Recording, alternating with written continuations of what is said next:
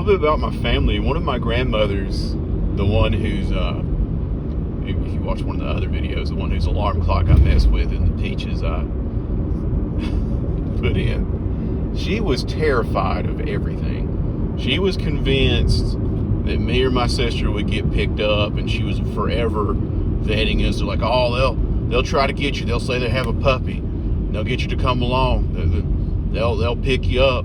They'll come get you. And she was obsessed with it. And even one time, I was 15 years old, 6'5", 265 pounds, and I was walking to a friend's house. She was convinced I'd get picked up even then. She was just so terrified and obsessed. And even like stupid stuff. We'd play in the front yard at her house, and she didn't like us playing in the front yard. She was convinced a car would come out of the road, flip over, and land in the yard. And this yard, pretty far away from the road. But if we hit a ball on the road, she didn't want us going in the road because she thinks we'd get hit. I guess she thought we were stupid. Just be like, oh, hey, car, let me hug you while you're coming at me at 45, 50 miles an hour. And another thing was, she was so paranoid and terrified, we were never out of her sight when we were outside for more than 5 minutes. We'd go outside to play, and she'd be along in no time at all, which got annoying after a while because we tried to get out of her sight. But she meant well, but she was really worried about it because her next door neighbor, their daughter disappeared. Now, I don't know, this happened well before I was born, but they were convinced she got kidnapped, and that's why she was terrified we got kidnapped. Although that neighbor swore up and down the girl showed up trick-or-treating. Now, the rest of my family had other theories. They just figured that she killed her and they buried her in the backyard. And they still believe that. My grandmother died a few years ago, but she still believed that fact. And was convinced, like when the neighbors died, that they should dig it up and see if they could find the body, just to prove that their ideas were true. And then there's my uncle. My uncle is a man that he is exhausting. First of all, just to give you a little picture, he wears nothing but Carhartt shirts without pockets. He would buy my grandmother would buy him shorts with pockets, then sew them up because he didn't like them and said they chafed him. So he's usually in flip-flops, and he's carrying all of his worldly possessions because he doesn't have pockets. So that'll just give you a picture. And he just has exacting standards of people. He'll call you, talk to you, and then hang up for no reason.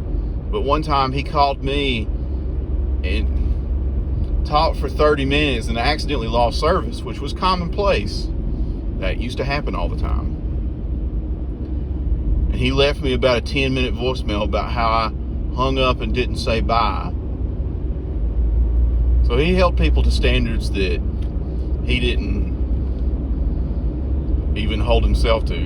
My sister thinks he lacks basic self-awareness, because that thank you card story, when I graduated high school, he sent me a gift. He actually was generous. He sent me like $100. It was a lot of money. And he sent one to somebody else, and she was a little bit faster at getting the thank you card, because I actually sent thank you cards for this. And she sent it a little faster, and he was complaining that he'd gotten one from her and I hadn't sent him one yet. So I went and made one and then handed it to him personally. And he got mad that I didn't mail it.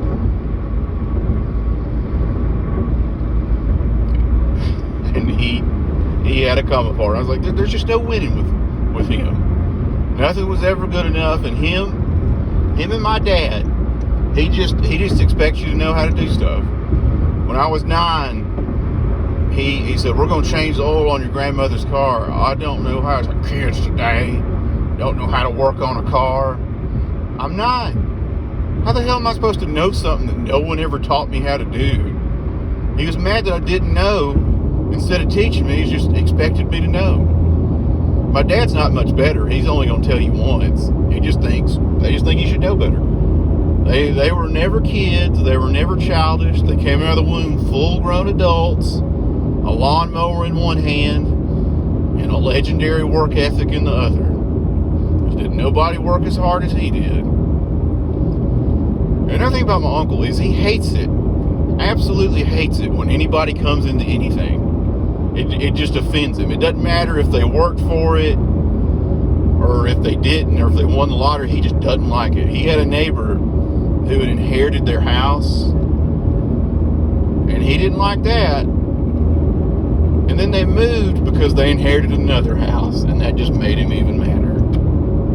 Just stuff like that. And I don't understand why he begrudges people like blessings and good things happening to him. And he doesn't like to eat out, which is fine. That's not for everybody. I get that. It's one of my favorite things to do, but not everybody likes it.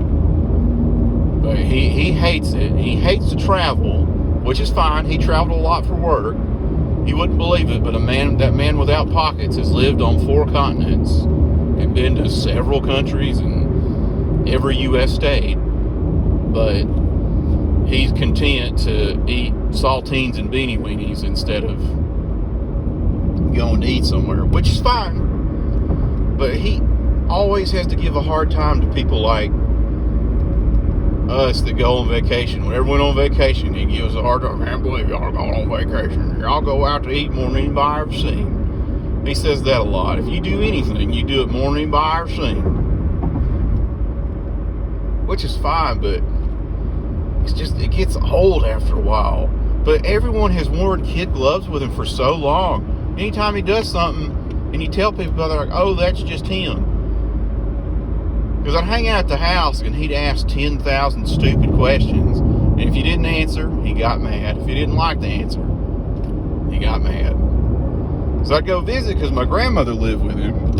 And I'd hang out there and then I'd go leave. And he'd want to ask, because that's a big pet peeve of mine.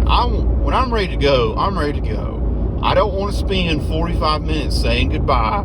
Say bye, headed out. But no, where are you going? My buddy's house. Who? Well, what does it matter who? Why are you asking?